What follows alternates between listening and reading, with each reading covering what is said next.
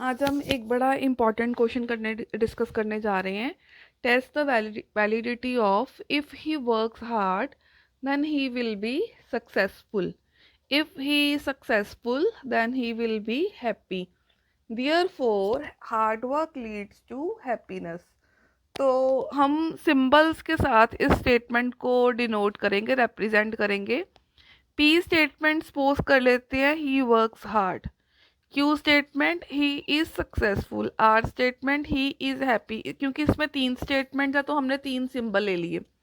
अब पहली स्टेटमेंट थी if he works hard then he will be successful, means if P then Q. If condition आ गई।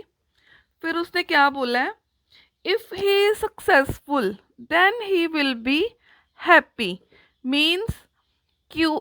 If Q then R, Q और R में if statement आ गई है। Therefore hard work leads to happiness, means P से R तक। तो यहाँ पे दो स्टेटमेंट्स को कंबाइन करना है एंड के साथ, और ये स्टेटमेंट्स क्या इम्प्लाइज कर रही है, ये पी टू आर। अब हमने ये देखना है कि ये जो दोनों स्टेटमेंट्स एंड लगा के कंबाइन हो गई, इसको इम्प्लाई कर रही है कि नहीं कर रही है।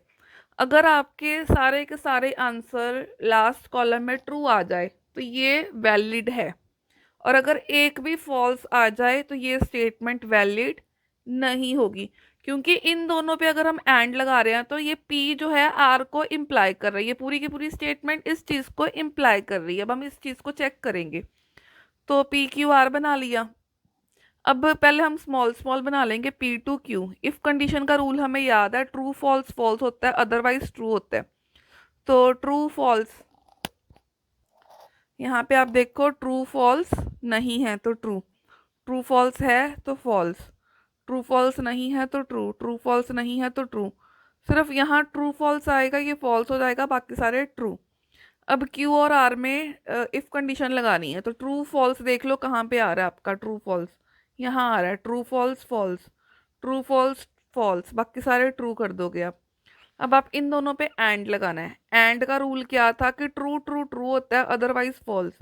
तो पहले दोनों ट्रू है, ये ट्रू आ गया। और कौन सा ट्रू है, ये दोनों ट्रू है, ये ट्रू आ गया। और देख लो ये दोनों ट्रू है, ये ट्रू, बाकी सारे फॉल्स कर दो। अब पी और आर में इफ लगाना है। इफ का रूल था ट्रू फॉल्स फॉल्स होता है। पी और आर में ट्रू फॉल्स कहाँ पे आ रहा है आप चेक कर सकते हो, यहाँ आ रहा है ट्रू और फॉल्स, ये फॉल्स हो जाएगा। ये भी ट्रू और फॉल्स, ये फॉल्स, बाकी सारे ट्रू कर दो। अब इन दोनों को देखना कि क्या ये इसको इम्प्लाई करता है। तो इन दोनों में हम अब इफ कंडीशन लगाएंगे। इफ कंडीशन क्या है, true false false, true false, कहीं पे भी नहीं आ रहा ट्रू फॉल्स, तो सारे क्या आ गए ट्रू। क्योंकि अब इस गिवन टेबल से ये क्लियर है कि ये टोटोलॉजी है, इसलिए जो गिवन आर्गुमेंट है ये क्या है, वैलिड है। Thank you.